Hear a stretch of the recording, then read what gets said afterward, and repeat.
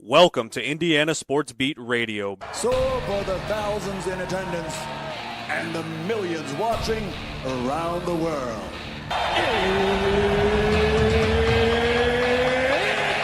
Time! Three on the way. Oh! It went in! It went in! And Indiana wins the ball game! Know your role and shut your mouth, you jabroni! Float game for the win! Ayler's gone. Goodbye. Touchdown, Indy. Woo! IU. America. They got a football team now. It's pretty simple. I win. Google me. You know that I'm the cream of the crop. Now, here's Jim Coyle. It's Friday, everybody. How are you doing? Welcome aboard. Glad to have you along, no matter where or how you're listening, but just lock it in on the radio station. You've got it in on the radio dial as you travel throughout the day. And if you're following on social media as well, make sure you please subscribe, hit the like button. It makes a lot of difference for us. We really appreciate all of that and all of you. It's time for another sports weekend. Cornucopia of things going on now with the Colts are in action. The Pacers are in action. Indiana basketball's in action. And, of course, Indiana football's in action, as well as the rest of the Big Ten, Purdue, and everybody else. So you've got whatever you need. There is a full menu of sports. Unfortunately, the Pacers cannot get it done last night in their opening game against the reigning champs, right? But, man, it's sure a good look, at least, that they gave. Wasn't for a lack of effort, right? Someone said that on the chat line, I think. So, yeah, there you go. Not for a lack of trying. Amazing effort. What can you do when SGA gets 26 free throws? Yeah, well, that's going to happen, baby. But a big weekend ahead. Like I said, you just had the Pacers play last night. The Colts are in action. Indiana basketball taking on Baylor on Sunday. And Indiana football, of course, in action against UCLA in Bloomington Memorial Stadium on Saturday. Make sure you pick out something. And then there's the high school action. Don't skip the high schools, man. Go to a high school game. Support your local high schools. And you might enjoy it anyway. There's good stuff out there. Let's see. What was I going to talk about? Oh, yeah. Ohio high schools are going to vote on an NIL proposal. High school principals in Ohio will vote on an emergency bylaw referendum on name, image, and likeness regulations next month. The Ohio High School Athletic Association Board of Directors announced Thursday that the vote will take place from November 17th through the 21st. The members decisively voted down an NIL proposal in I lost my place. In 2022. The board of directors last month approved language for another NIL proposal that they planned to vote on in May. The timeline for the vote was accelerated after Franklin County Common Pleas Court Judge Heiza Page issued a temporary restraining order on Monday, allowing all students who are part of the 818 schools in the Ohio High School Athletic Association to enter into their own NIL deals. Ohio is one of 6 states that has rules in place that do not allow high school athletes to accept payments for their name, image, and likeness. The others are Alabama, Indiana, Michigan, Mississippi, and Wyoming. course, Indiana's in there. Surprised Texas isn't. Jasmine Brown, the mother of Jameer Brown, filed the lawsuit in Franklin County Common Pleas Court on October 15th in her role as parent guardian. Brown is a junior who attends Wayne High School in Huber Heights, a suburb of Dayton. He's the top wide receiver prospect in the class of 2027. Brown is verbally committed to Ohio State, which is in Franklin County. Yeah, I bet you they've got some NIL lined up, baby, ready to go. Brown's mother, an attorney, stated that Brown has already missed out on more than $100,000 in potential NIL deals. Man. Oh, what we've come to. I'm being raised by an amazing single mom who's always doing her best to keep things steady while helping me chase my goals on and off the field. You know, like what's allowed in other states, I want to be able to use my name, image, and likeness to help my family financially and get the extra after school academic help and football training, blah, blah, blah. Well, there you go. Yeah, it's here. So adapt or die, adapt or die. NIL deep into the high schools now. Indiana, one of those few states that do not allow that, as you just said, but eventually that'll have to change. Just like Indiana right now, Indiana is the only state that marijuana is not legal in. As far as the states that surround Indiana, it is surrounded by ones that it is. But adapt or die, baby. Adapt or die. So there's that. I think I saw there's more fallout from the betting, or I saw something about betting as well that had something to do with LeBron James. I'll have to try to find that again, but that someone was given advanced knowledge of injuries of LeBron. There we go. Yeah. Allegedly, former 11-year NBA player Damon James was arrested Thursday. Wow. Amid charges that he allegedly disclosed privileged injury information about a prominent basketball player to facilitate illegal sports betting, authorities announced. LeBron James was the prominent player, a source close to James told ESPN. James was not accused of wrongdoing in the incident. Jones was one of 34 people arrested, with Portland Trailblazers coach Chauncey Billups and Miami Heat Terry Rozier as part of a years-long investigation spanning nearly a dozen states and involving tens of millions of dollars, FBI Director Kash Patel said.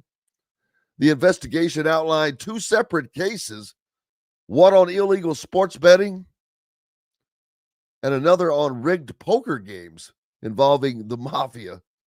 Talked about that yesterday.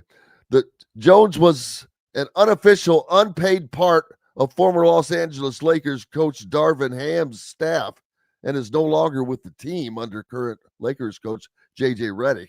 Ham invited Jones to be a part of the team after team activities after James spent the summer of 2022 with Jones, present for many of his offseason workouts. James was unaware that Jones, his former teammate and assistant coach with the Cleveland Cavaliers, was involved in gambling activity when Jones spent time around James and the Lakers during that season.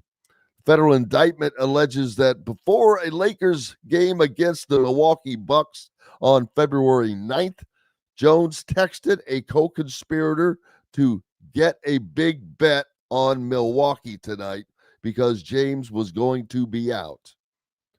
James, who passed Kareem Abdul-Jabbar as the NBA's all-time leading scorer in the previous game, on February 7th, 2023, would go on to miss 3 straight games because of soreness in his left ankle.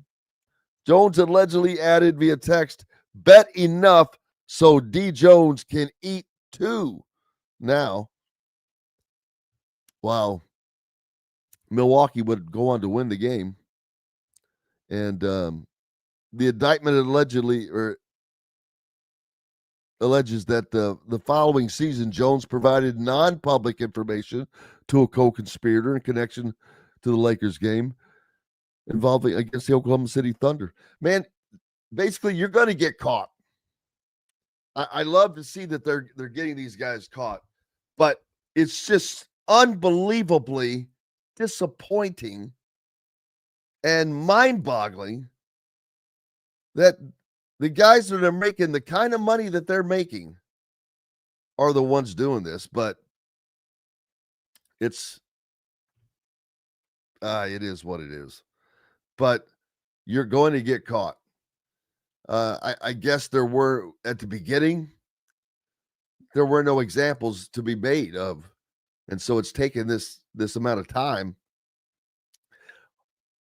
So hopefully, I wonder if people are going to get smart and stop. But why are the guys with the money that, golly, why are you risking everything? It's amazing. It's amazing. Bozon, how have you been? Says IU will cover the spread tomorrow against UCLA. Fozon coming in from Amman, Jordan. Great to see you. And I hope everyone else is having a great weekend. And are you better? Are you going to get some bets in on some games? I might just do that this weekend. I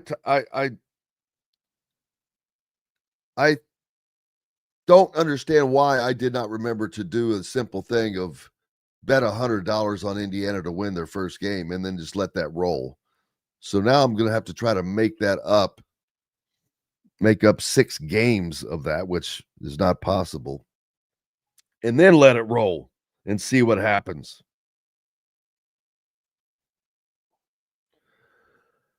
But that's why I'm not the smartest person in the world. Yeah, Shea Gilgeous-Alexander last night in that Pacers game. 55 points, 2 overtimes. Give it up for the Pacers.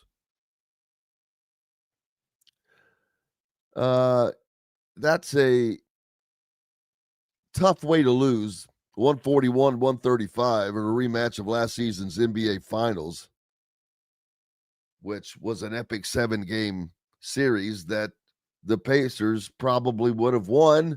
Maybe could have won had it not been for the injury to Tyrese Halliburton.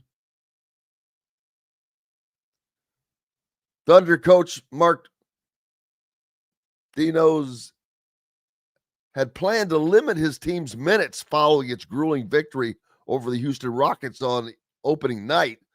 And there was a moment in the first overtime period Thursday night with the Thunder trailing where he said it would have been easy to pump the brakes.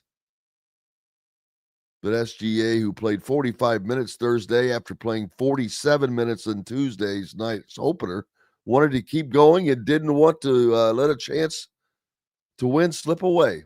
Well, yeah, that's what you got to do. What a great game.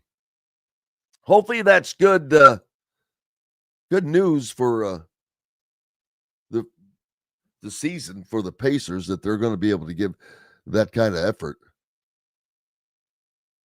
because it's going to take that kind of effort. The coach, I've talked about the coaches, how they have just been boom. We'll talk about when we come back, but take a break. Now, is Brian Kelly on the hot seat? I think so.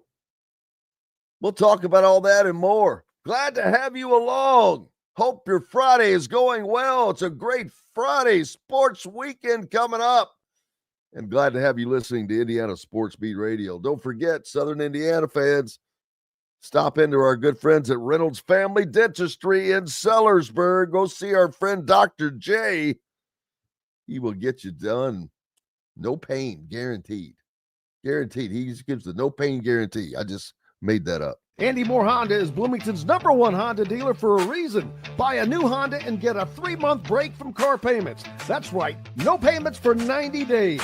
That includes the all-new, all-electric Honda Prologue, and you get it for just 0.9% financing. Or the 2024 Honda Ridgeline Black Edition or the Honda Accord LX, both for just 1.9% financing. Get more to your door from AndyMooreHonda.com, Bloomington's #1 Honda dealer and your best place for new and used vehicles. If you're looking for a new home in the Indianapolis area, you need Cheryl Sizemore from Brick and Ivy Realty. Cheryl Sizemore has over 2 decades of experience, and that could be the difference in getting the home you want in today's tough housing market. Reach out to Cheryl at CherylSizemooreSells@gmail.com or 317-701-0838. That's 317-701-0838. Let Cheryl Sizemore sell or find your new home today. Huddle up, football fans. Tailgate season is here, and nobody gets you ready for game day like Academy Sports and Outdoors. Swing by your local Academy store or shop online at academy.com to find everything you need, from grills to jerseys and more. Be a watch party legend with gear from top brands like Nike and Under Armour, all at unbeatable prices every day. With 8 Academy stores across Indiana, including our Bloomington location, fun can't lose, and neither can you. Gear up today at Academy Sports and Outdoors. Zach Browning here to tell you about an offer you simply can't pass up. If you're looking for the best coverage of Indiana football and basketball, which includes recruiting, weekly chats, podcasts, as well as access to the best national team out there, then look no further than thehoosier.com. The best part, it's just $1 for the first week. Oh, and did I mention that you get a full year of access to The Athletic when you sign up? You can't beat the coverage, and you can't beat the deal. So head over to thehoosier.com today and sign up for just $1. It'll be the best decision you ever made. Don't forget the Big Noon Kickoff is in Bloomington this Saturday. Welcome back to Indiana Sports Beat Radio. Jim Coyle with you, as always. Fox's Big Noon Kickoff in Bloomington for Indiana's game against UCLA tomorrow. So all if fans are heading out to the game, you want to get into that mix. That will be going on the south lawn there, right outside of the stadium there, where they usually have what is that, Indiana Boulevard or something they call that, I forget. But yeah, a lot going on there with that. Those guys in town. We've got media availability with the Big Noon Kickoff today. As soon as I finish the show, we'll be heading out to there to talk to those guys. And so, yeah, lots going on. Coach is on the hot seat, man. I think that Brian Kelly is in trouble at LSU. They're winning, but just winning not good enough for LSU fans. And I'm not saying that in a bad way. I don't think Brian Kelly just never struck me as the guy, and definitely seemed out of place in Baton Rouge, Louisiana, as exhibited in no better fashion. And I don't know if I still have it, daggone it. I used to have that sound clip of, oh, here we go. You could tell instantly that Brian Kelly was not a fit, in my opinion, at LSU from his first introduction at a basketball game. Those incredible 12 years of my life, for me and my family, being here at Notre Dame. It's a great night to be a Tiger. I'm here with my family, and we are so excited to be in the great great state of Louisiana, but my family. Of course, he didn't say that like that earlier. It was my family. But yeah, to go out and do that in front of those people on TV, it's like, man, what are you thinking? You're trying to force a fit that may or may not even be there. But again, that none of that matters. It comes down to winning. It just comes down to winning. And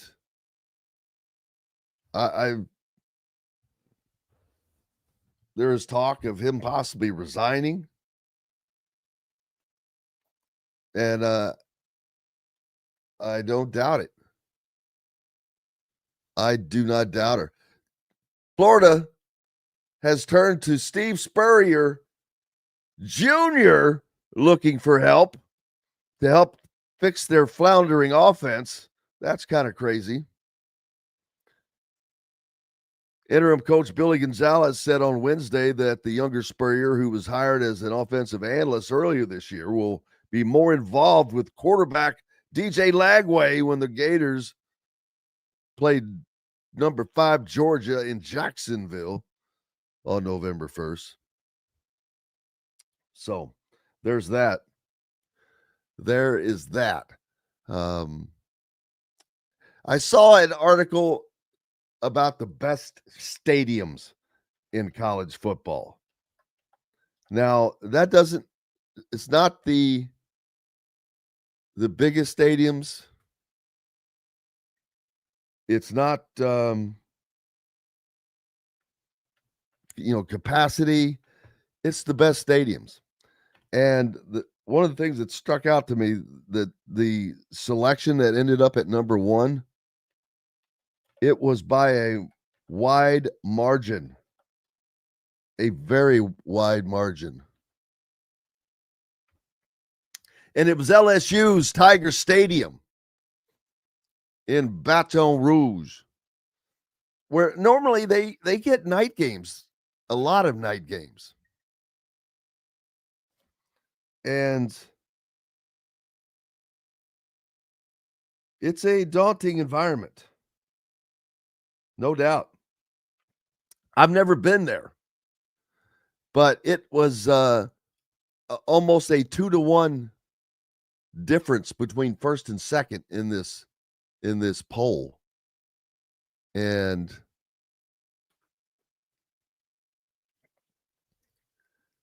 let's see, 274 points to 167 in the way they did it. Over second place, Beaver Stadium, Penn State, Happy Valley. Not very happy at the moment, but a very daunting environment. And another reason why fans need to understand that when Indiana travels to Happy Valley later in the season, that's not going to be an easy game. I truly believe that.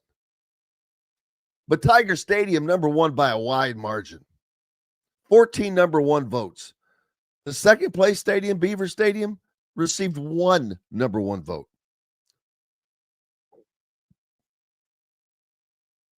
Number 3, Notre Dame. Number 4, Ohio.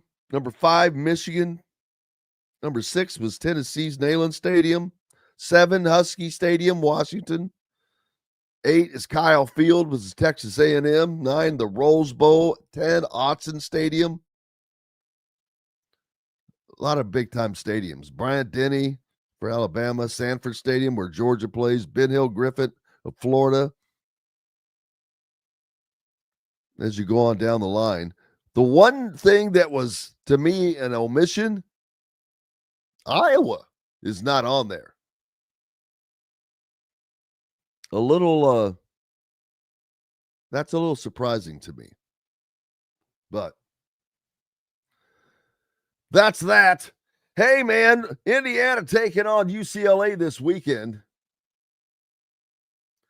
And I think it's going to be a little bit more challenging than people think, but which is good.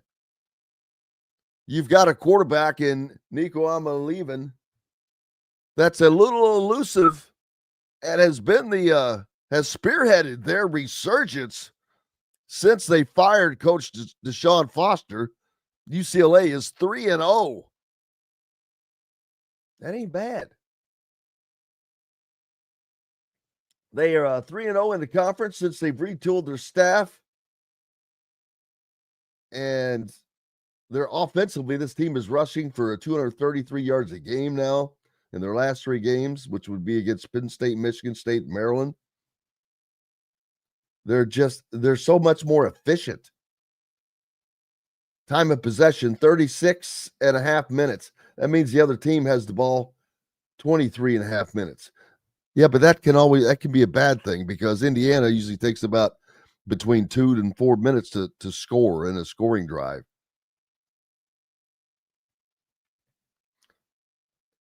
I think Indiana does. I think Indiana covers the spread in this game eventually. But UCLA has shown that they can play on the road. Last year when they went to LSU, they were tied in the toughest stadium that I just talked about, in that tough environment. And that was under the former coaching staff. So I think they're going to continue to get better. But Indiana is also going to continue to get better. And they have the goods. Now, losing Kellen Wyatt, that's a blow to Indiana.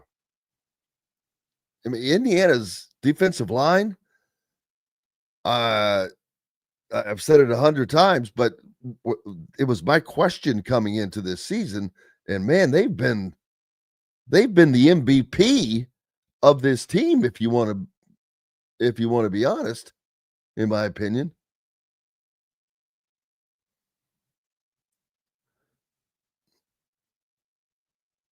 Yeah. It's amazing to watch that growth. The offense is kind of on fire right now. It's clicking on all cylinders. And it is a difficult offense to defend. The only way a team is going to stop Indiana is by getting to the quarterback.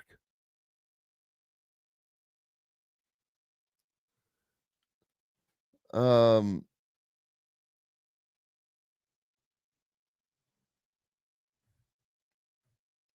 I think that that can happen at some point.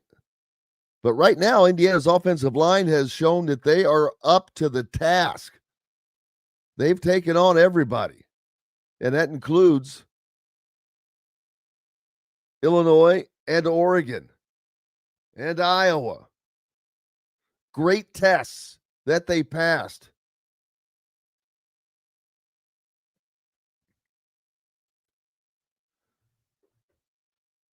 And I think they're going to continue to pass.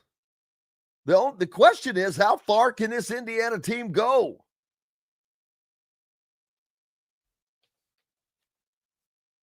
I am convinced that Indiana can win a national title in football this season. I'm not saying that they will, but they are capable of winning the national championship. I cannot believe that I am saying that. But to me, it's a fact. I think that the win at Oregon pretty much put a stamp on that. I think that against Ohio State on a neutral field, it would be a knockdown, drag-out fist fight. But I like Indiana to come out on top and go 13-0 and get the number 1 seed in the college football playoffs. But actually, I don't know that the number one seed is where you would really like to be.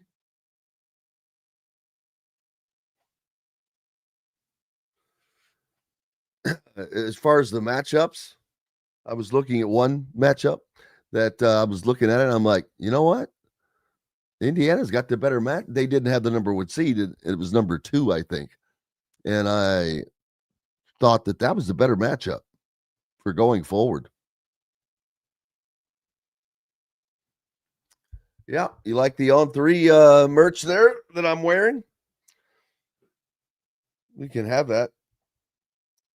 We're going to have that in the store for sale as soon as they get that up. ISB merch coming too, for those of you. Oh, and as a matter of fact, I'm glad you mentioned that, Fred. Yeah, I know if you're listening on radio, you cannot see what I'm wearing, but I'm wearing a nice Adidas zip up with the Hoosier.com On 3 embroidered on it. If you go get a subscription to the Hoosier.com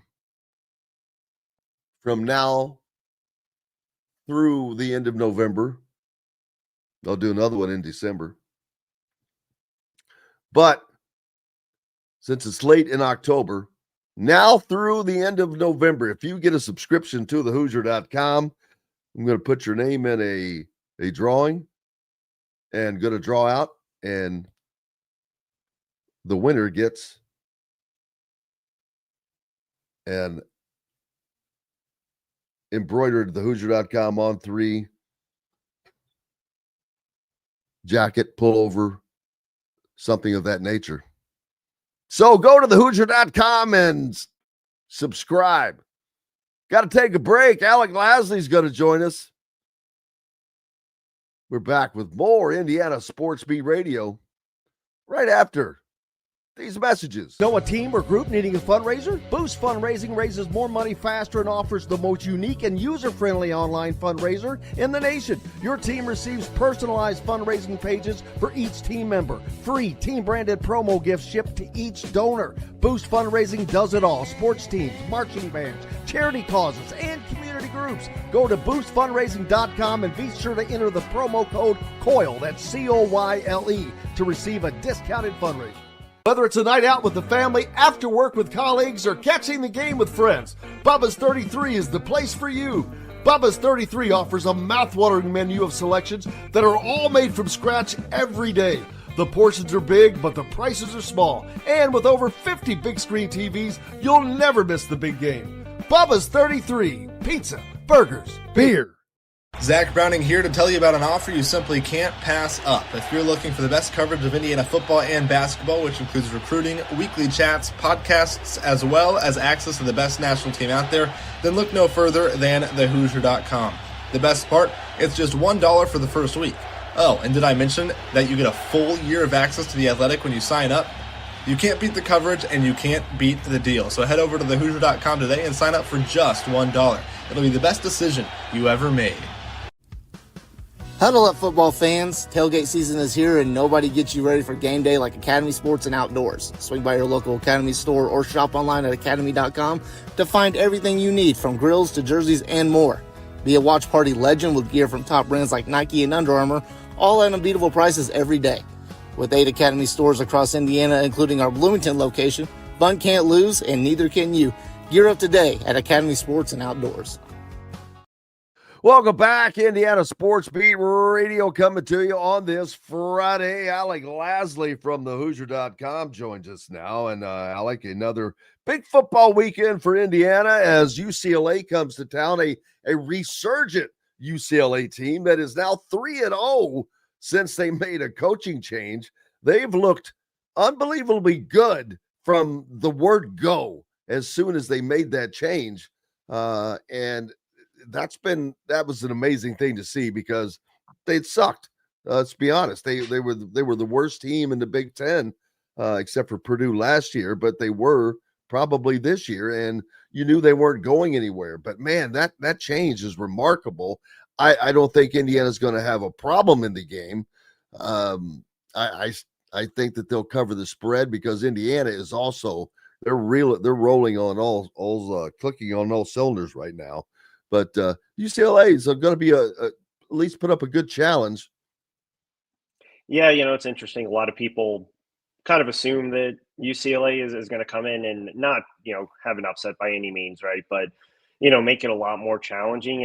And I struggle with that because typically in these types of environments, right, when a team is this hot, when a team is coming in with kind of this much, I guess, external pressure to kind of come in and play a lot better than what they typically have, it doesn't go the right way. So I think Indiana is really going to be okay with this one. I don't think UCLA is going to have, the ease that it has offensively, right? I mean, they've played Maryland, they've played Michigan State, and obviously a depleted and kind of emotionless Penn State in the 3 wins, right? And then that fourth game since the coaching change was Northwestern there at the very beginning. So, it's not like they've played stout defensive teams thus far. The offense, right, is doubled for UCLA, doubled in rushing yards per game up to about 240 a game over the last 3.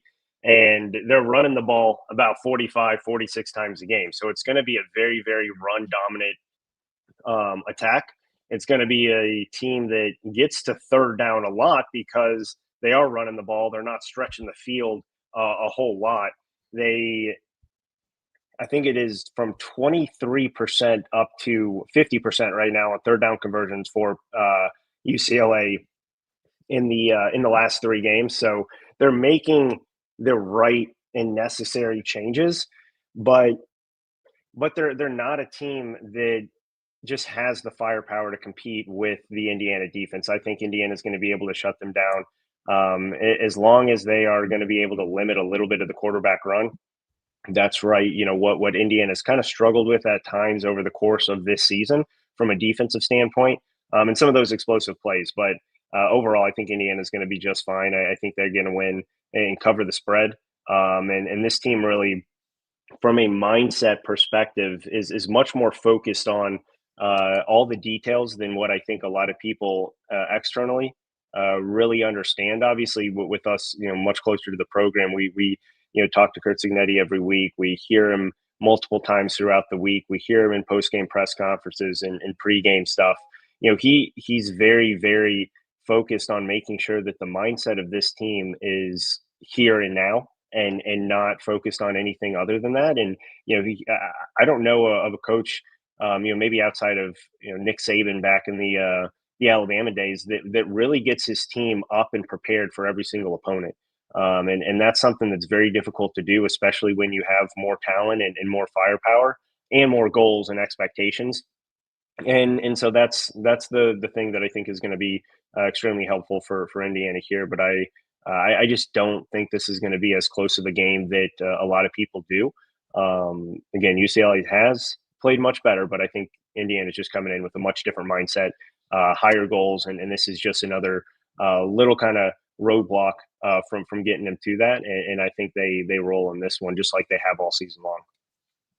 Yeah, Curt Cignetti has, if anything, besides being as brash and bold as he was, and that was done with purpose, he is locked in on keeping things locked in. I mean, there are phrases that sound like cliches, but when you live them, they're not cliches. Keeping the main thing is one of those phrases that they live by. But I think that is one that is what sets Curt Cignetti apart. He's been able so far to keep his teams locked in on the challenge at hand, to keep them focused and to not let them lose sight. Now he's facing a bigger challenge now, one that he has not faced before. And that is not apathy, but just feeling good about yourself. Because this team, this program in these 2 short years has been built on, having this chip on your shoulder, built by guys that were not recruited by the big guys, And then we're told we'll see if they can compete at this level. So they've had that attitude. Now that they're beating these big guys, you go to Oregon and you get a win. That's the best win of the college football season, without question in my mind. Now you've got to fight that feeling good about yourself and not having that chip on your shoulder. So that's something Kurt Cignetti has been great at so far. And I think that they'll continue to do that, because that's part of what drives this team to winning, is how they go about it. Man, they are machine-like on offense right now. That offense is just clicking, and that's bad news for the teams they're going to be playing. No, absolutely. I mean, they from start to finish, right, in games that they have a little bit of a slow start here and there. Right, we saw that a little bit obviously with Michigan State. We saw that with Iowa. We saw that even dating back to Old Dominion, right? Just a little bit slower to kind of get things going. That's one thing that UCLA does really well. They're plus 41 here in the recent 3-game stretch in first half scoring, right? So they're going to try to get out to a hot start, but again, I think that Michigan State game really, I think, helped the mentality of this team. We heard Kurt Cignetti talk about it after the Michigan State game that, kind of midway through the week, he saw a little bit of the lapse in the focus that they needed. And that was the one thing that, wasn't worrisome from him. But the one thing that he really focused on Friday and then going into Saturday was just to make sure that mindset did not shift from, hey, we're, number 2, number 3 in the country now, to, hey, we can actually lose any sort of game and put us behind the 8 ball when it comes to our goals and expectations and what we want to do, the rest of the season here. So I think that little lapse really reframed this team and what they're trying to accomplish. And I think that's why UCLA and moving forward, when you look at the remainder of the schedule, I just don't see a way that this Indiana team falls before the end of the year. They're on too narrow of a path of what they are all trying to accomplish, and that's a rare thing in any sport, right? But specifically in college sports, you only get that, and that's a few teams only get that, and those are special moments. And I think specifically with this coaching staff, with this team, they're all very, very much focused on the details now. And I think that that Michigan State and that slow start and that little bit of kind of rocky boat, I think is going to help them moving into the back half of the season here. And obviously whatever happens postseason play beyond the final regular season game. Yeah, I think that they've just come off of this tough 3-game stretch in which they took on number 9 Illinois at the time at home, and of course we know they wiped them from the planet. Then you go into Carver Hawkeye to Iowa and take on the Iowa Hawkeyes there in that tough environment, which was great training for their next game at Oregon. And they go out there and they get it done in that environment. So now they're hardened, they're ready to go, and they've got a clear path the rest of the year. And I agree with you, although I do think that game at Penn State will still be a tough game because of the environment. But do you think there's going to be an environment there? I mean, they could have 2-3 more losses before we get to that point, and we already saw what it was towards the back half. So that's like, right. I mean, Penn State this year, right, has yes, they're very talented, but what makes them so difficult to play there is obviously that environment with nothing really to play for at this point, a backup quarterback, right? I mean, I think that's the one thing that really could go either way, but I just don't see that environment being what it obviously can be, regardless of how many kind of wins or losses they have here. I just think everyone's from a Penn State perspective, everyone is just totally out on this season, especially with Drew Aller out. It's not like you have a lot of expectation here moving forward. So I'm very interested to see what that's like. I just don't. I have a hard time thinking it's going to be the difficult environment that you're obviously used to from Penn State.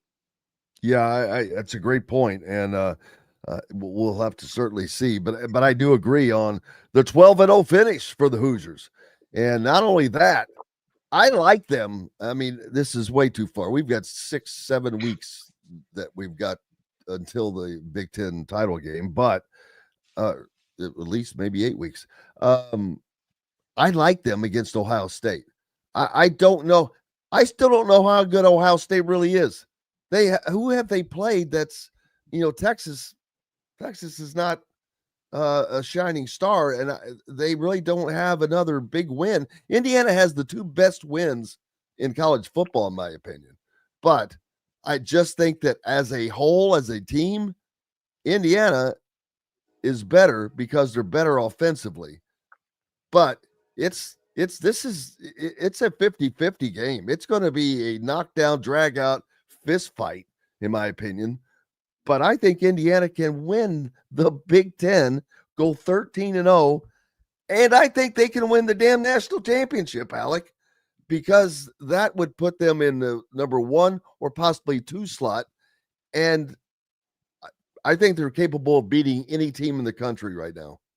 No, absolutely. I mean, I think you're right. They showed that going at Oregon, a place that no one had won for almost 2 years.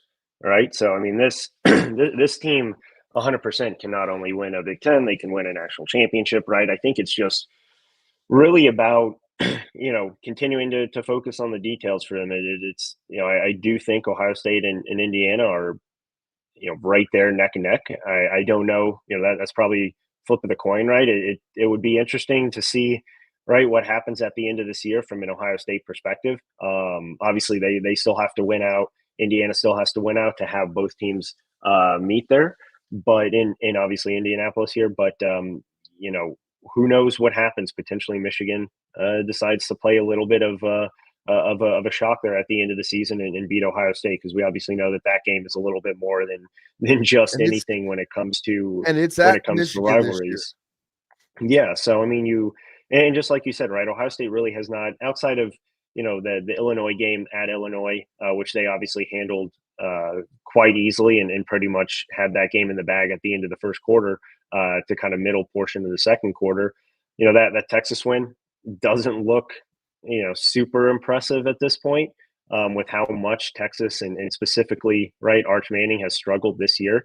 They're not going to see, and they haven't seen an offense like Indiana's up to when they potentially would play in the Big Ten championship. And on the flip side, right, I mean, I don't think Indiana outside of Oregon will be tested like they would obviously with Ohio State in that frame too. So I think clearly these two teams are the 2 most dominant this year. And the thing that you can't take away from either one of these 2 teams in Ohio State and Indiana is you look around the country, right? Everyone seems to lose a game that they shouldn't. Everyone seems to have a super close game that they shouldn't, right? Texas A&M almost lost to 2-5 Arkansas without a head coach. We've obviously seen what UCLA's been able to do here in a little bit of a resurgence, but all these teams are struggling at some point. We really haven't seen that from either one of these 2 teams. And that's why I think it's so impressive that no matter what here, they continue to win no matter who that opponent is. And they don't win, they dominate, right? I mean, Indiana won by 53 points against what everyone thought was a college football playoff team in Illinois. And obviously Illinois is not proven to be that type of caliber team, but that just shows you when these 2 teams are focused, right, they're going to beat almost anyone, anywhere. And that's why I think it's so impressive what Indiana continues to do, which I think is underrated in terms of just continuing to win every single time they go out. Russell with the a great comment that says Ohio State versus Indiana will be position versus position. What talent in those individual matchups prove to be better will determine the outcome. That's pretty much the case, and I believe that because Indiana and Ohio State seem to be close in everything. I think that Indiana's offense is better.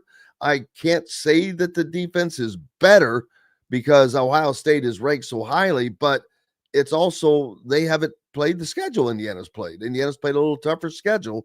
So I'm not sure that Indiana's defense is not as good.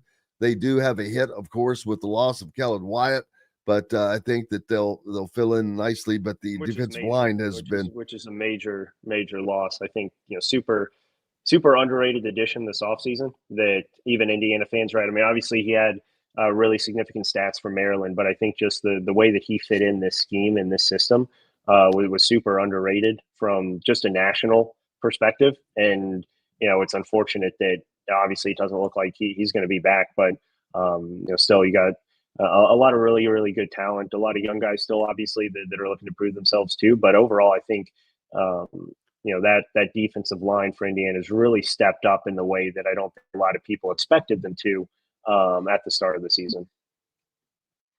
Peebo pointing out that IU recruit Kravala announcing it Saturday, November 1st, down to 3.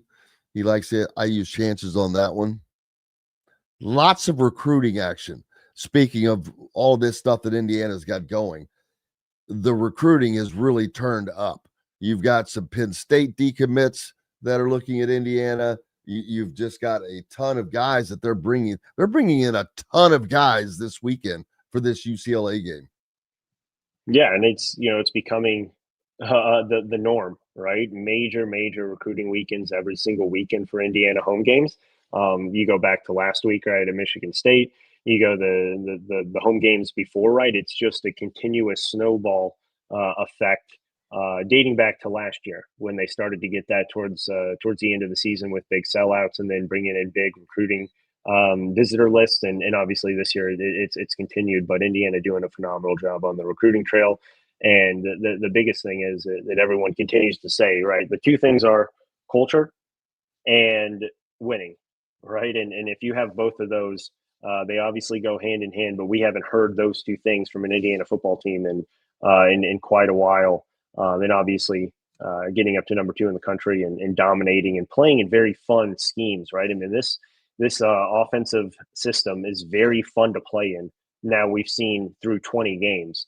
Doesn't matter if you're the number 1 wideout or the number 4 wideout, you're going to get your touches, right? I mean, Miles Price, Keyshawn Williams, both in the NFL right now, were 3rd and 4th wide receivers last year from Indiana. And then obviously you look at what they do from a running perspective. It's a 3, not as much this year, right, with Lee Beebe going down early in the season, but it's a 3-headed attack for 2 years now, with multiple guys getting multiple touches every single game, both out of the backfield and running the ball. And then defensively, I mean, why would you not want to play for an aggressive style defensive coordinator in Brian Haynes, where you have, Isaiah Jones coming into this week, right? I mean, I think 3rd and 4th in sacks and tackles for loss. Going into the week prior, he was leading the Big Ten in tackles for loss there. So you have multiple guys having multiple major statistical years, and obviously when you're buying into the system like that, it's easy to have multiple guys do that, but it's difficult to have these guys buy in like they have. So it's obviously a testament to this coaching staff. But again, I don't know any recruit out there, and we saw EJ Williams talk about it on Twitter earlier this week, saying if he was a recruit right now going through his recruiting process, nowhere that he'd rather play for than Indiana. And it just the vibe, the excitement from top down, right? Even Pam Winton and Scott Dolson, right? Their excitement level, I think, has gotten everyone else excited, which obviously in turn gets recruits and families and everyone just around the program super excited about getting on campus, being part of that culture and being part of the change that's obviously still ongoing and can really never stop there. But obviously it's crazy to look back 24 months ago and see where the program was versus where it is now, and in such a short amount of time. And obviously it takes more than one person, but I think everyone is quite excited about the future under Kurt Cignetti, especially after obviously signing that new long-term deal. Absolutely agree 1,000%. Alec Lasley from the Hoosier.com with us. We've got lots more to talk about. IU basketball in action as they'll take on Baylor this weekend. Back with more Indiana Sports Beat Radio right after these messages. If you're looking for a new home in the Indianapolis area, you need Cheryl Sizemore from Brick and Ivy Realty. Cheryl Sizemore has over 2 decades of experience, and that could be the difference in getting the home you want in today's tough housing market. Reach out to Cheryl at CherylSizemore@gmail.com or 317-701-0838. That's 317-701-0838. Let Cheryl Sizemore sell or find your new home today.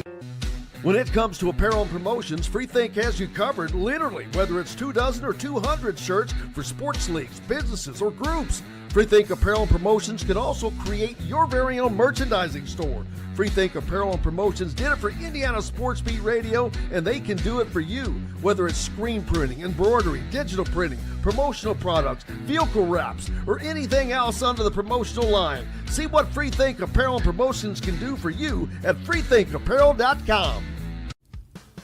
Huddle up, football fans. Tailgate season is here, and nobody gets you ready for game day like Academy Sports and Outdoors. Swing by your local Academy store or shop online at academy.com to find everything you need, from grills to jerseys and more.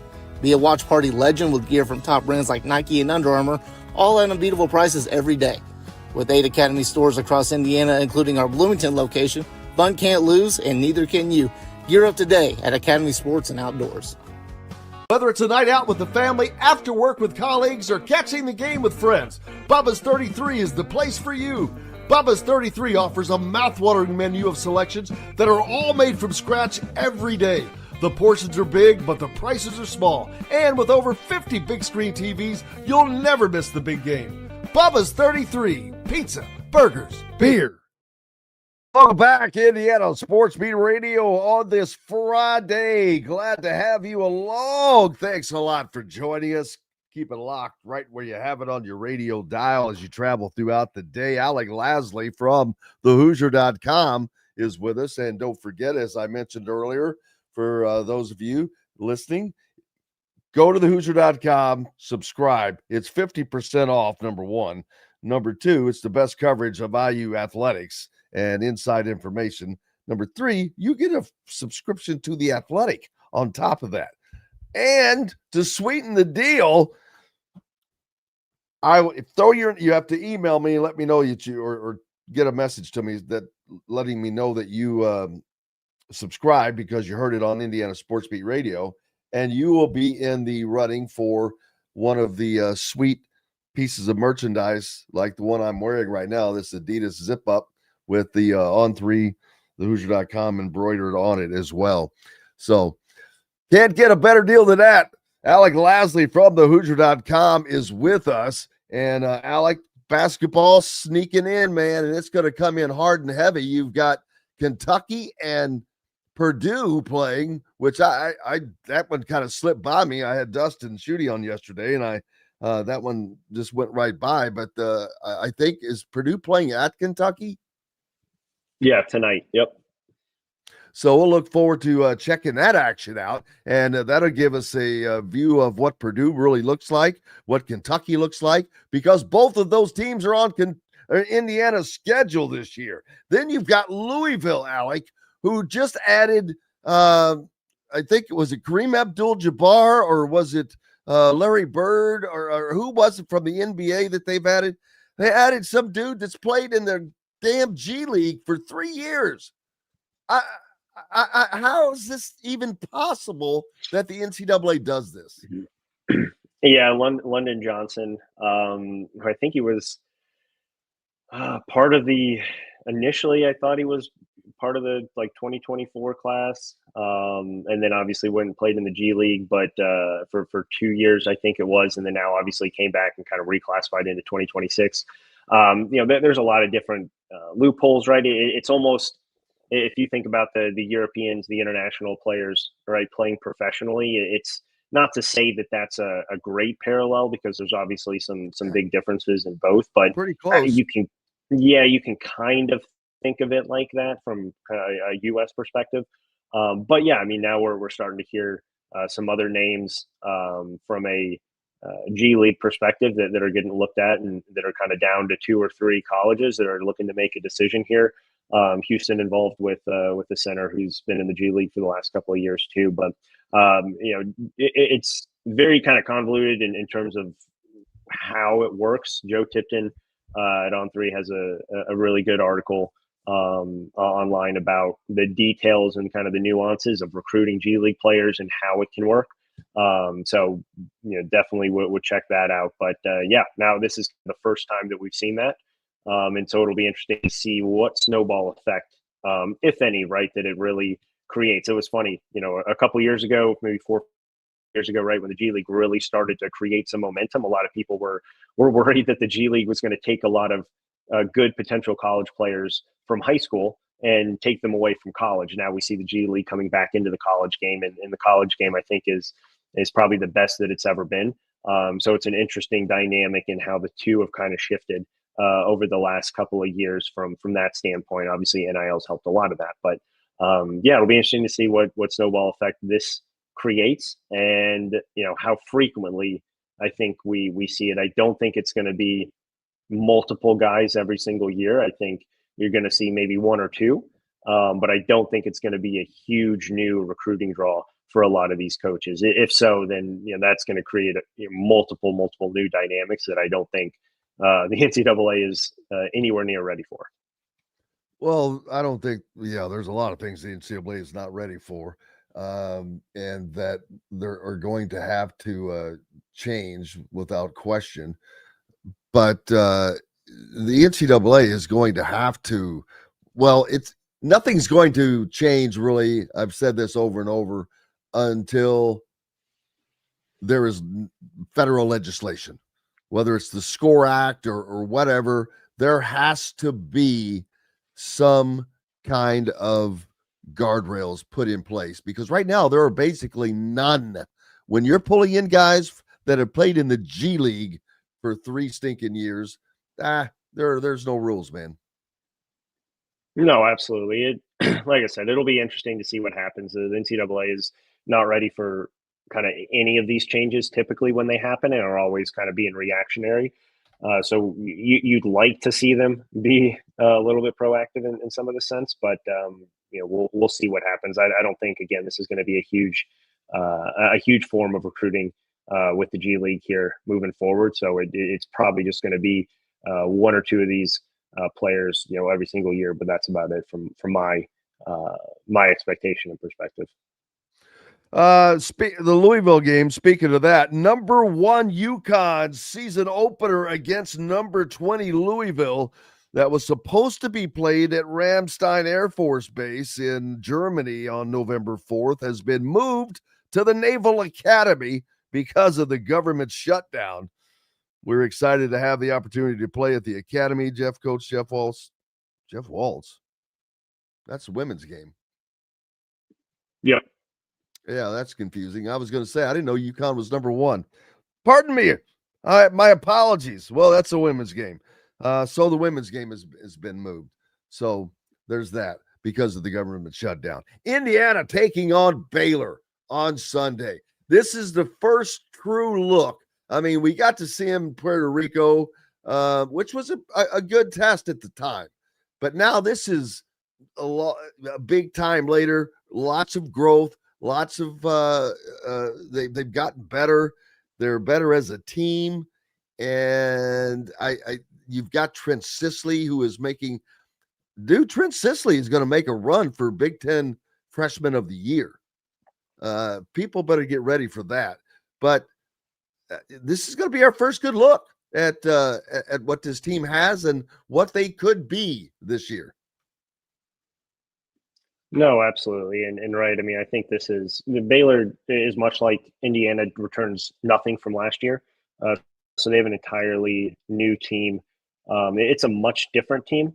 And we have a great exclusive Q&A up with Joe Tipton on the Hoosier.com about Baylor specifically. He was able to spend some time down in Waco this summer and watch a few practices and get some really good insight into the new Baylor Bears program. And so we were able to catch up with him and get some really good insight on what this Baylor team really looks like. And obviously, from a win-loss standpoint, this game does not matter. But it is the first time where you can see Indiana matched up against a level of competition that they're going to see and really care about moving into the season, which obviously you get almost right away with Marquette and Louisville, Kentucky, Kansas State, right? So it's a good test early on, just to kind of see where things are at after, the 3 exhibitions in Puerto Rico. Then you have the Marion preseason game last week. So now this is kind of not only wrapping up the preseason, but it's a good chance to see all the progression that they've made over the last month and a half, 2 months, dating back to Puerto Rico. But specifically with Baylor, they're always going to be tall. They're always going to be long. And they're still deep as always. They're super athletic on the wing, but they don't have kind of that true wing scorer that they've had that you think about in years past. They also don't have a true point guard, which has been something that Baylor's always had from that standpoint. Obi Agben is that point guard. Right now, he is much more of a shooter. Transfer from Wyoming, averaged about 18 a game last year. Shoots the heck out of the ball, about 44% on 3 made threes last year. So you're going to have a lot of shooting, like always from Baylor, but they just don't have the same kind of quickness and true scoring from the backcourt like what we've become accustomed to from a Baylor team. So it's going to be different from that standpoint. You have a lot of different pieces that are probably more secondary options and third options. So it'll be interesting to see how they all fit in. They have Dan Skillings from Cincinnati, a guy who has played a lot of basketball, but a guy who really has not been a top 2 option in a few years. And so they just don't have kind of that true alpha from that standpoint. Michael Raha is a transfer from Oregon State, averaged about 17 and 7 last year. Versatile forward. Joe Tipton said he's going to be used either from the 5 all the way down to kind of the point guard role. But he's a super versatile forward from that standpoint. So you'll be able to see how Reed Bailey matches up with someone of that same kind of caliber and skill set. But from Indiana's perspective, right, it's about continuing to play, their style of offense. And I think this is going to be a really good test because you're probably going to see Baylor be able to switch a lot more on the perimeter than what they obviously saw in Puerto Rico, and then obviously what Marion showed them last Friday as well. So it's going to be a vastly different level of competition, a very good level of competition that I think sets them up for what they're obviously going to see in the first month of the regular season here. We're also asking, what are the chances of Indiana landing the number 1 center in the class of 2026 if Houston is looking at the G League for their center? Yeah, I mean, look, obviously there are a couple things with that, right? Indiana now has, any sort of additional NIL that they were looking to use for Anthony Thompson available since Anthony Thompson went to Ohio State. So that is something to take into account too. Look, I mean, Erfan Diani is an absolute beast down in the paint, and he, from talking to his guardian after the Indiana visit, style of play, the freedom that the Indiana forwards are going to be able to play with in the centers. Obviously, we haven't fully seen that, but from what we've been told, from what little we've seen, right, the freedom that they're going to have was notable. Darren DeVries and Kenny Johnson were out to see him yesterday, actually, before his visit to Houston, which he's at currently right now.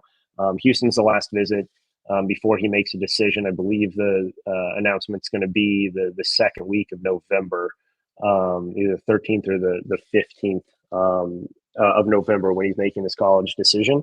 Houston is still the team to beat here. Going into this visit, we'll see where things go. But Indiana did a phenomenal job on that visit, and I think opened up their eyes to potentially what playing in an Indiana system really does truly look like. And so from that standpoint, right, I think Indiana definitely moved up from kind of where they were sitting, but Arkansas is still heavily involved. I think you look at Houston, Arkansas as the top 2 there. With I would say still kind of a sizable gap between Houston and Arkansas, but then Indiana I think did a good job pushing the ball, at least more in their side of the fence after that visit. But Von Carvalho is a guy who's going to be making his decision November 1st. Coming off his Indiana visit, we'll have an exclusive Q&A up on the Hoosier.com here later on today from his visit and what he's now looking for in making a decision. Indiana, Xavier, Cal are the three.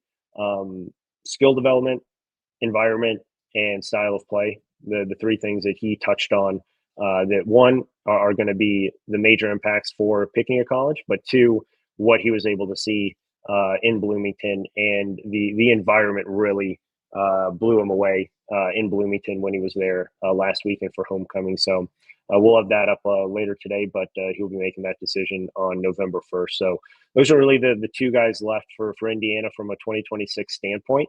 Obviously, things will still change going into the spring when you'll probably have decommitments, right? You'll probably have a couple of guys show up on the radar just like always. But those are the final two as we get into the early signing period here in the beginning of November, which is obviously just a couple of weeks away before National Signing Day.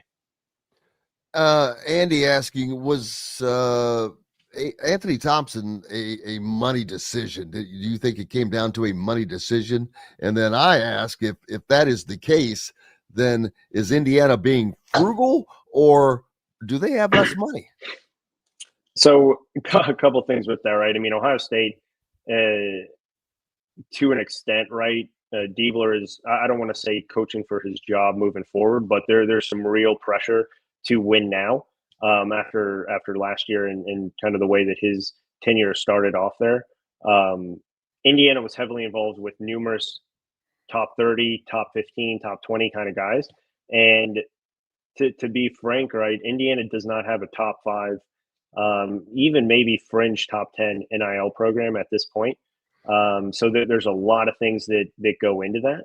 I don't want to say this was 100% about money, but Ohio State had an initial offer that was bigger than Indiana's. Indiana upped their offer to Anthony Thompson, and then within the last week before he made his decision, Ohio State upped their offer again to Anthony Thompson. Right? I mean, a lot goes into this, but I think the NIL package definitely played a role in him picking Ohio State.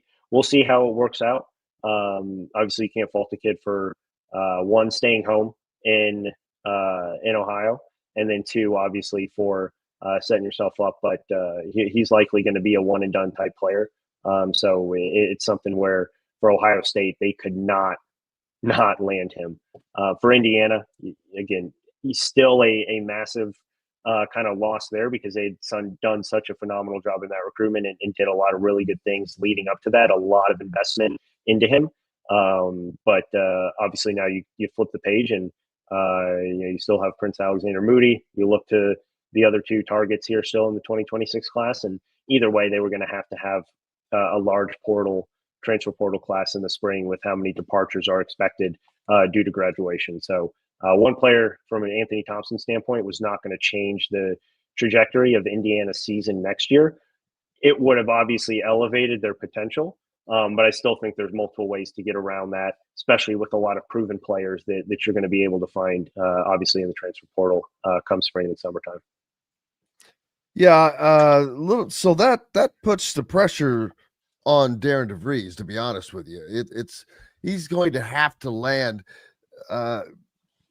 after putting his first team together, which didn't have – he took a different route with guys, kind of like the Signetti route, and we'll see how that works out this time around. But, you've got to increase the talent. So a lot of pressure on him to land some guys, although the transfer portal is where it's really at, unless you're talking guys that are going to be impact players or like Trent Sisley, where you're pretty confident they're going to be 4-year guys.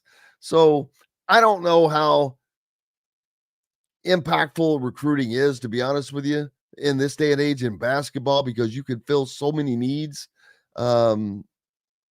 other ways, but we'll see. Make sure you stay in touch with thehoosier.com. If you're not a subscriber, you should be. You're missing out on the best coverage of not only Indiana basketball, Indiana football, and all other things that go with it. And like I said, if you're listening, obviously here, send me a message once you get a subscription, and I'll put you in for one of these great pieces of merchandise from the Hoosier.com on 3 or Indiana Sports Beat Radio, your choice. Alec Lasley, appreciate you, my friend. I appreciate it, Jim. Have a good one. You as well, brother. We've got lots more coming up. Zach Osterman's going to join us here on Indiana Sports Beat Radio. Glad to have you along. I hope your weekend is off to a good start. That's the goal. Back right after this. The ISC Sports Network is your home for sports content across the Hoosier State.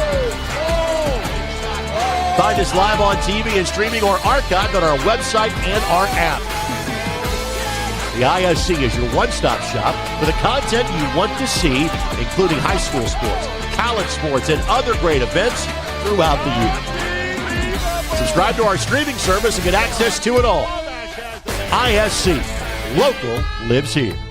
Know a team or group needing a fundraiser? Boost Fundraising raises more money faster and offers the most unique and user-friendly online fundraiser in the nation. Your team receives personalized fundraising pages for each team member. Free team-branded promo gifts shipped to each donor. Boost Fundraising does it all. Sports teams, marching bands, charity causes, and community groups. Go to boostfundraising.com and be sure to enter the promo code COYLE, that's COYLE, to receive a discounted fundraiser.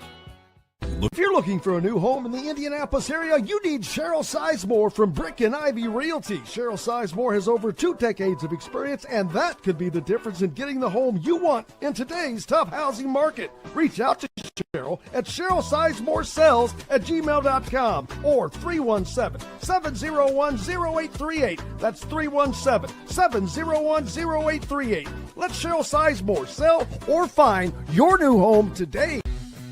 When it comes to apparel and promotions, Freethink has you covered, literally, whether it's 24 or 200 shirts for sports leagues, businesses, or groups. Freethink Apparel and Promotions can also create your very own merchandising store. Freethink Apparel and Promotions did it for Indiana Sports Beat Radio, and they can do it for you. Whether it's screen printing, embroidery, digital printing, promotional products, vehicle wraps, or anything else under the promotional line. See what Freethink Apparel and Promotions can do for you at freethinkapparel.com. Welcome back, Indiana Sports Beat Radio coming to you on this Friday. And now Zach Osterman from the Indy Star, IU's Insider, joins us. Zach, how are you doing, sir? I'm good. How about you? Great. We've already had a question. What will Zach be wearing today? And I like that. And so now, from now on, each Friday, I'm going to have to request that you grace us with some of your great swag. As I've got to say, I like that jacket right there. Is that green? Yeah, it's just fresh Adidas line. So, oh wow, it looks fresh. That's a great word for it because it looks fresh. Zach rolling in. So, what is the logo on there? I'm sure this is it's Premier League. Yeah, it's Liverpool. There you go. The old Adidas trefoil. So. You're always. How do you always stay up on top of the unis and all of that? You're always on top of it, man. I do wear a lot of jerseys. It's true. It's no, I don't mean that you do that. I mean you're always on top of what's new, what's fresh, what's out. Oh, I don't know about that, but in this case, this is relatively new because Liverpool just re-signed with Adidas for 10 years. So, yeah, good. I use Adidas school too. Maybe they can send you some free swag. They should. A big weekend for Indiana this weekend, Zach, is Indiana football obviously hosting UCLA on Saturday, and then the Hoosier basketball team will host Baylor on Sunday in the first look for fans against legit competition. Puerto Rico offered that, but now we're some 2 months later, and that makes a huge difference in the growth of the team, the growth of the individual players, growth of guys like Trent Sisley that I keep talking about. Trent is going to make a run for Big Ten Freshman of the Year, it looks, the way the tremendous development as he when we spoke to him last at that open practice, I asked everybody who had developed more from Puerto Rico till now. And anybody that gave me a name, it was Trent Sisley. So, man, he's going to be a definite piece of what happens for Indiana. But this is going to be our first good look at what they're going to have. Yeah, I mean, the funny thing is you and I were in Puerto Rico. We've seen this team more than you would in the average, right? And I mean, credit to Darren DeVries too. Not all of his predecessors have done this. He's opened practice more often. For us as as kind of like a media group, what have we been to, like 2 or 3 practices now? And I even got to see him go through like just a short workout in Puerto Rico. So like this team is brand new and there's so much we can't answer. And yet at the same time, we have seen a lot of them relative to what would be normal for this time of year. And so Sunday feels both very instructive because because number one, it's the last exhibition. Number two, it's going to be in I think a fun environment, a lot of fans, Gainbridge Fieldhouse, NBA Arena, all that. And number three, it is a high major competitor. Baylor's roster is, pretty well turned over too, if I'm not mistaken. But it's also, for this group, going to feel like more of a continuation than what it normally would this time of year, if that makes sense. Normally, Indiana would be maybe in its second competitive game, or maybe even its first. I mean, October 26th is around the time that I'm used to these things starting up, because you usually, build them up in like the maybe 7 to 10 days before the start of your season, rather than, pushing it all the way to October 16th, 17th, whatever the Marion game was. So it is kind of, it's interesting how it fits into the wider search for clarity around what this team is, because we have seen more of this group. We do have more sort of almost pre-established expectations. And yet, this is something we haven't seen, which is Indiana going up against the level of competition Indiana is going to need to be able to compete with and beat. I understand it's an exhibition setting, and we can look at the Tennessee game last year and say, hey, this isn't going to be fully instructive in any direction.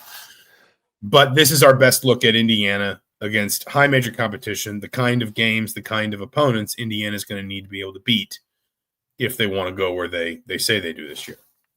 Yeah, this is kind of the perfect litmus test in a way, because just talking to Alec Lasley, he talks about Baylor's length of what they have. They're a new team as well, like many others are a new team, but they have a lot of length. But that's going to give us a great look at what Indiana can do against those kinds of teams with their offense moving at warp speed, and their defense. The defense obviously is going to be the truer test. But offensively, I'm interested to see what Indiana can do against those teams that has that length with what we've seen that they're going to do. I mean, this offense is going to move, like I said, at warp speed. So those bigs are going to have their track shoes on. Yeah, I mean, that's definitely true. I do think Indiana, Darren DeVries sounds more encouraged about where his team is defensively than he did maybe in the summer, and then he did, around the Puerto Rico trip. I mean, listen, the Marion game was probably not going to be a great measure of that either way, but anytime you construct a 26-0 run, you're probably doing something right defensively. And so, I guess the best way to say it is, because you kind of talked about the offensive piece of it there too. It felt a little bit more in that Marion game like offense and defense were working in sync. Like, when Indiana had the ball in Puerto Rico, you could see, well, this is how the offense is supposed to work, and it's supposed to flow like this, and it's supposed to, sort of move in this direction, and these are the players they're looking to find and all that. But defense felt almost divorced. It was almost like Indiana – like defense was completely and totally its own thing that Indiana was trying to figure out possession by possession in Puerto Rico. And I thought in that Marion game, there was a lot more defense feeding offense. There was a lot more understanding of how to turn a rebound into a fast break quickly, where the ball needed to go to get up the floor and create some 3-on-2s, some 2-on-1s, some 2-on-2s. So maybe, I think maybe part of what you're looking for in this game is that can Indiana sustain that natural sort of rhythm of that's necessary of,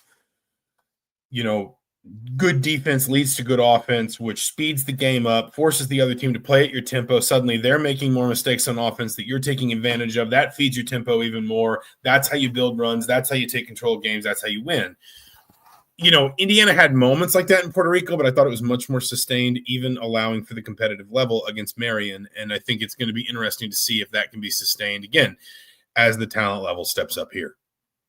Absolutely, without question. We look forward to seeing that as the season gets started, and of course, Indiana football season rolls on. And now, Zach, after the win at Oregon, it has really altered the trajectory in a straight upward manner. As Indiana has a clear path to a 12-0 season, and by clear path, they have to play the games, obviously, but they're going to be favored in every game, and they should win every game remaining on their schedule. Should is the operative word because it is sports and stuff happens. But this is mind-boggling because then if that were to come to fruition, we're possibly looking at two 12-0 teams meeting for the Big Ten title, of which I think Indiana is not only capable of winning, now I think Indiana is capable of winning the national championship, which is nuts.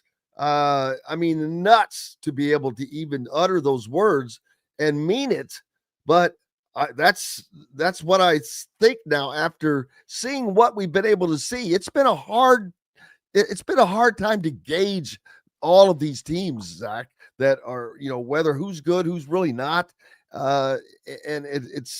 We know Indiana is good because we've seen them enough. We've seen what they've done. They've got two of the best wins in college football this year. But some of these, like Ohio State, how good are they really? They beat Texas, but it's going to be just so fun to watch the remainder of this season fill out. Yeah, listen, I was looking at these numbers a little bit earlier. Indiana's got a 94.4% chance to make the playoff. This is per the FPI. 15.2% chance to win a national title, roughly a 25% chance, so 1 in 4 to win out from here, which is, the only teams that have, significantly better odds to win out from this point are Oregon and Ohio State, like Miami and Notre Dame, but Notre Dame is kind of its own thing because their schedule just, was all completely front loaded.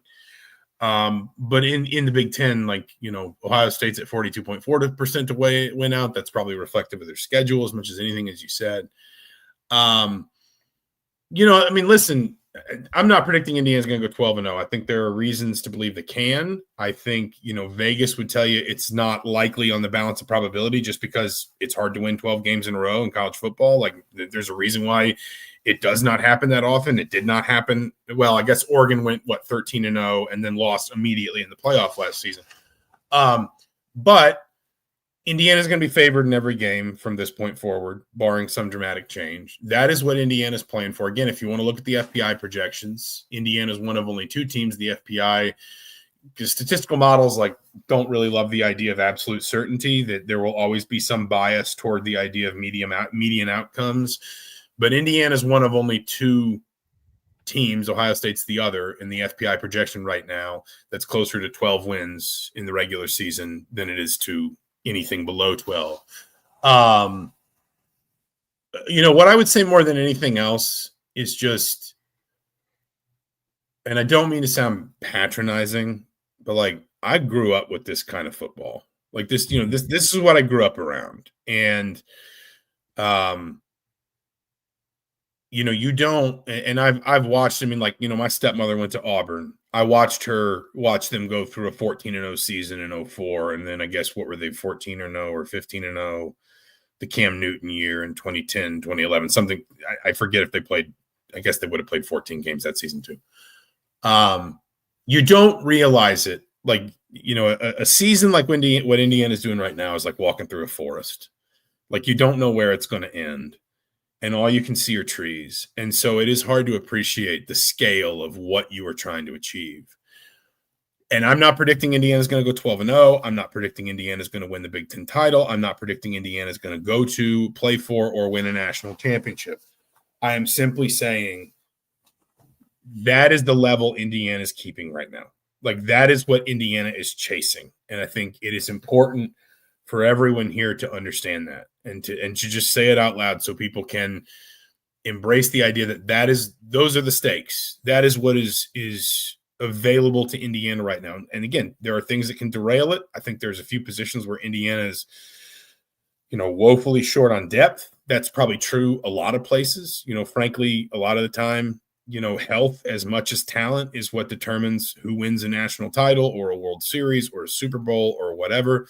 That's just part of sports. Injuries aren't excuses. They are part of the equation, for better or worse. But Indiana is, there is a legitimate argument to be made that Indiana is the best team in the country right now on October 24th. And that is despite the fact that I think there are some places, some areas in which Indiana can get better. And that is also despite the fact that Indiana has already played what, at least on paper, are its most difficult games remaining. So this team is absolutely competing to win a Big Ten championship. It's absolutely competing to go 12-0 or 13-0, however you want to see that. And it's absolutely a national championship contender. I'm not predicting it will achieve any of those things because those are all exceptionally difficult things to do. But that is what Indiana's chasing here. That's not fantasy. That's not some kind of, fever dream. That's not a best case scenario at this point. That is just the day-to-day reality. Indiana is one of the best teams in the country, and there is no dream for Indiana this season too large, frankly. That could not have been stated any more eloquently or better, without question. That was an exact replica of what this season is and can be, which is amazing. And you've been around sports a long time, and I know that college athletics has changed. The amount of change, I don't know that you can even put a number on it, on how crazy it has gone. But what Curt Cignetti has done is one of the most amazing things that I think has happened in college sports, because Indiana is not buying. You're getting the highest end athletes with NIL. They're playing within the framework of what many other teams are under as well. But yet the massive change at a program that was, it's like Lazarus being raised from the dead, and to be at this level and to this quickly and to be legitimately competing for a national championship, but potentially, is utterly mind-boggling. Yeah, listen, I think, I agree with you. I agree with anyone who says, what Indiana is doing right now is undeniably, remarkable. I do think that in the fullness of time, we are going to come to realize that it is also just reflective of the time that we are in. That, this isn't, Indiana might be the most extreme example. It's certainly the most extreme example in this part of the country. But look at what Vanderbilt is doing. Look at what Ole Miss is doing. I know Texas. I know who's writing the checks. But look what Texas Tech is doing. We have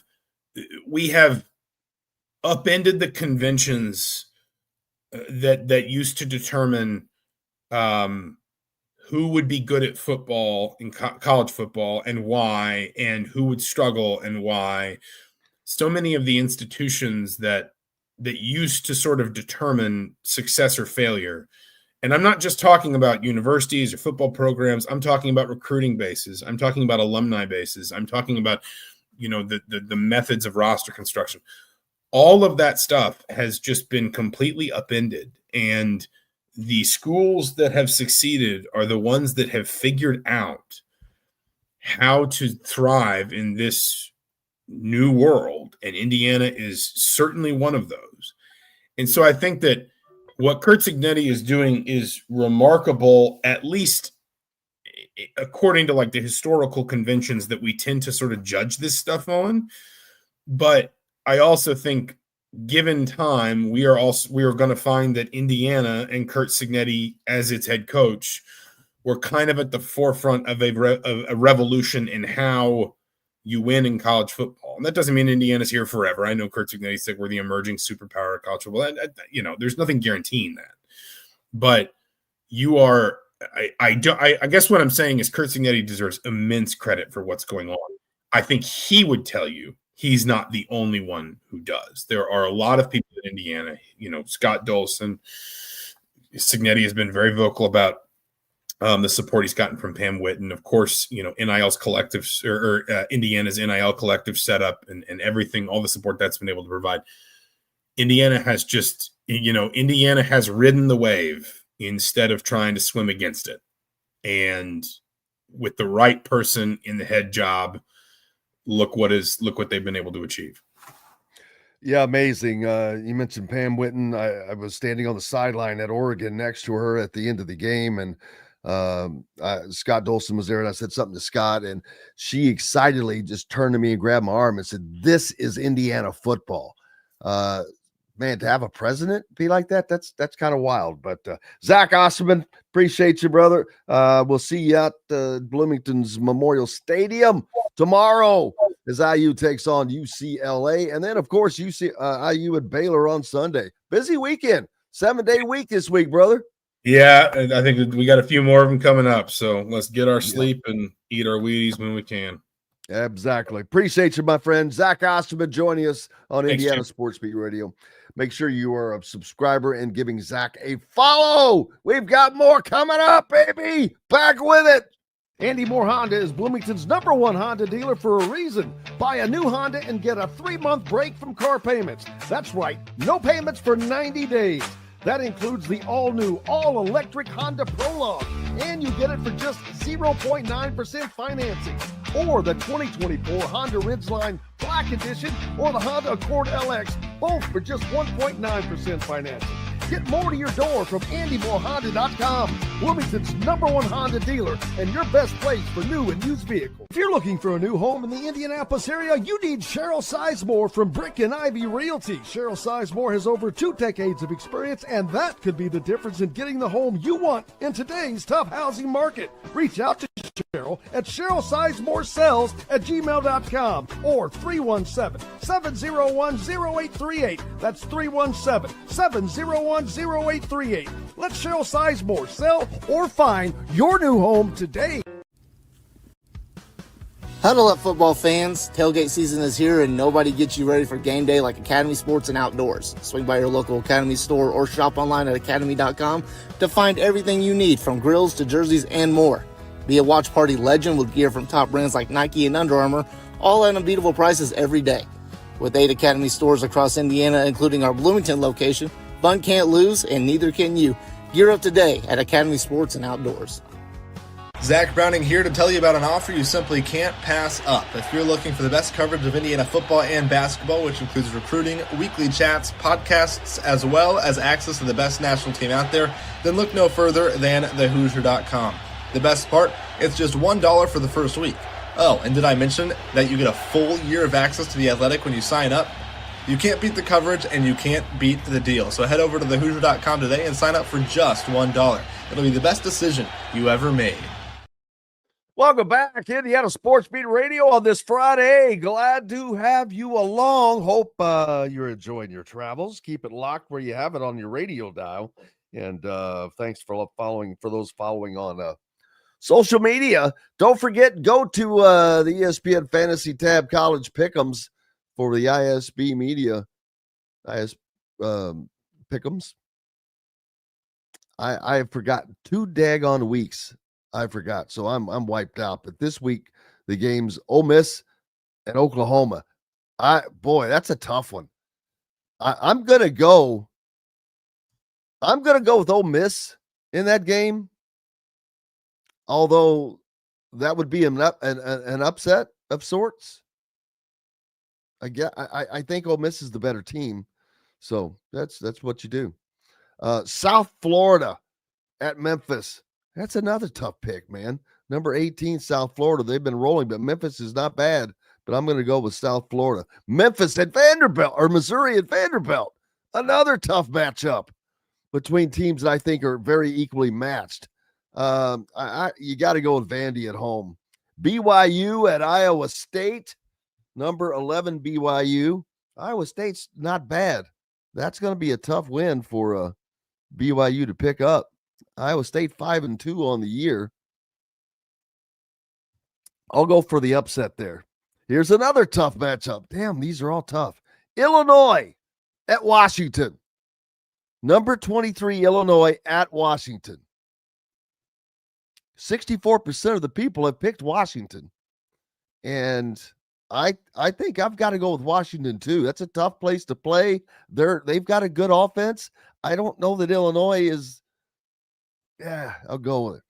Minnesota at Iowa. Yeah, I'm definitely going. Both teams are 5-2. I'm definitely going with Iowa on that one.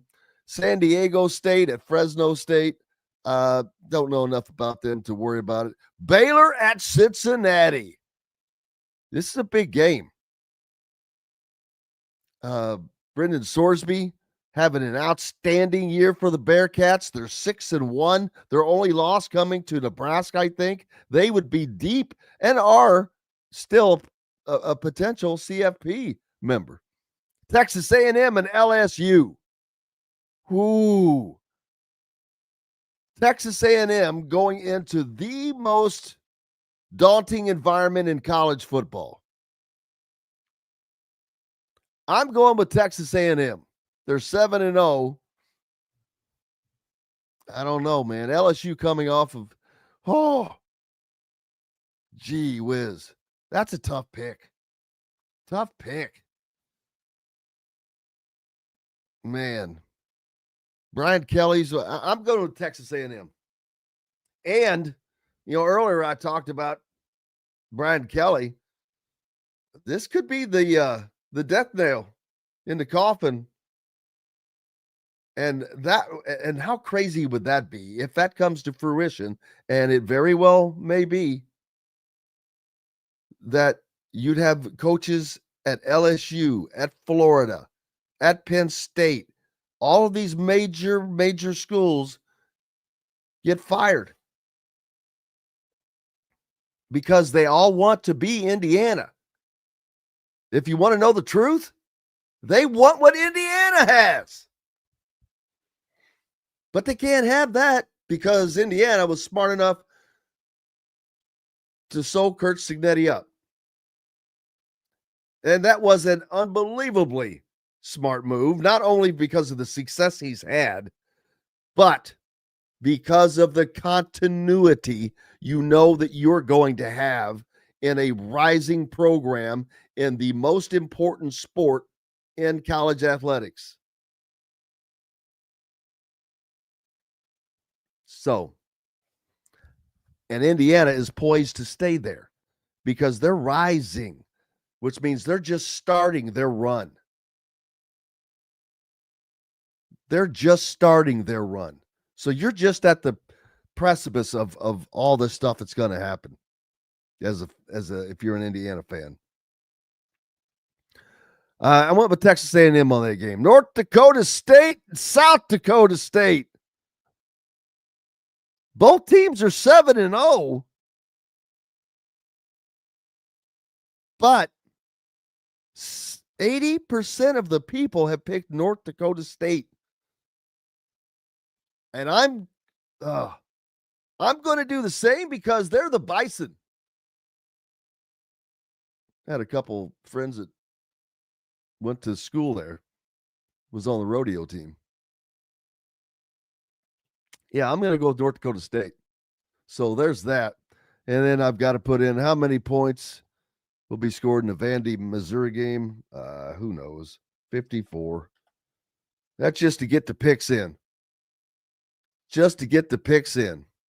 And now, let's look at some other games this weekend.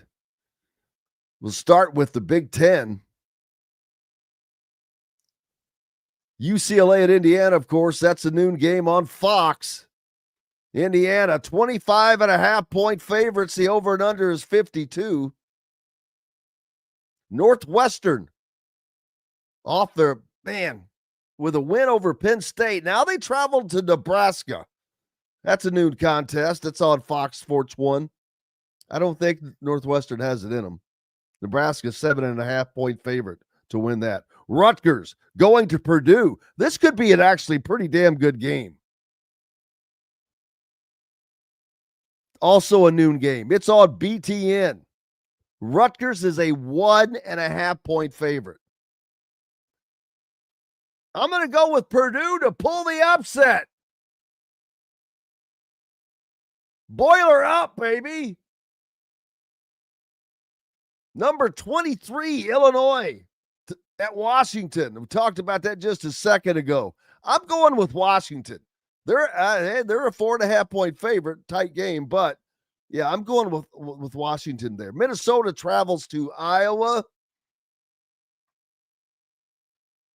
I'll go with Iowa. Wisconsin and Oregon, I'll take Oregon. Michigan at Michigan State, I'll take Michigan.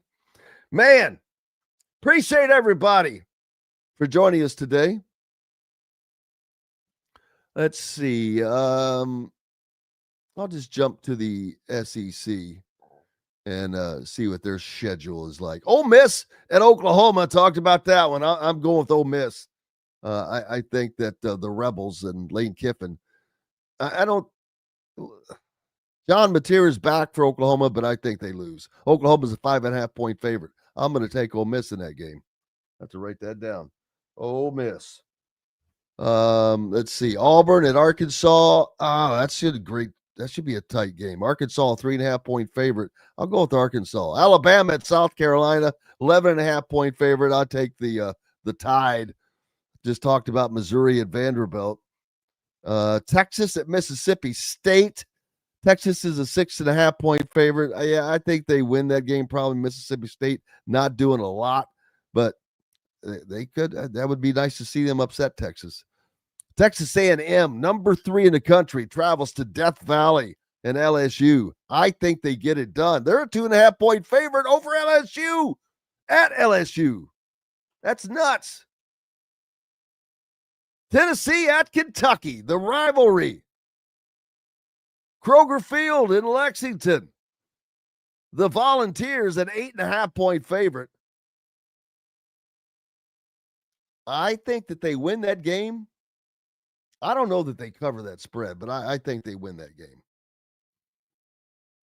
So you got that going for us, which is nice. We're in week 9 of the college football season.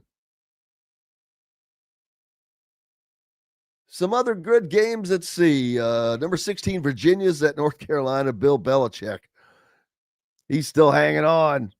10.5 point favorites, Virginia. Man, that's all. I'm going to add Virginia to that mix. A little Virginia, Ole Miss, and somebody else parlay. Let's see. I'm trying to look to see. So I talked about that game. Looking for all the ranked teams that are playing. What fun games will be out there. Texas A&M at LSU, man, that's going to be one to watch. That's an ABC 7:30 game. I know I just mentioned that, but there's a lot going on in that game. That will kind of eliminate, if Texas were to lose, that would eliminate Texas, and it could eliminate Brian Kelly. Hey, big thanks to everybody for joining us today. As always, we love you, appreciate you. We'll see you again after the game tomorrow for the post-game show with Coach Griff. Until then, I'm Jim Coyle. Go out and have yourselves an incredible weekend. I will see you on the radio. Thanks for listening to Indiana Sports Beat Radio. Be sure to subscribe to our YouTube page for more clips and team coverage of Indiana basketball, football, and more. You can also find full episodes and tons of other content on thehoosier.com. We'll see you next time for another edition of Indiana Sports Beat Radio.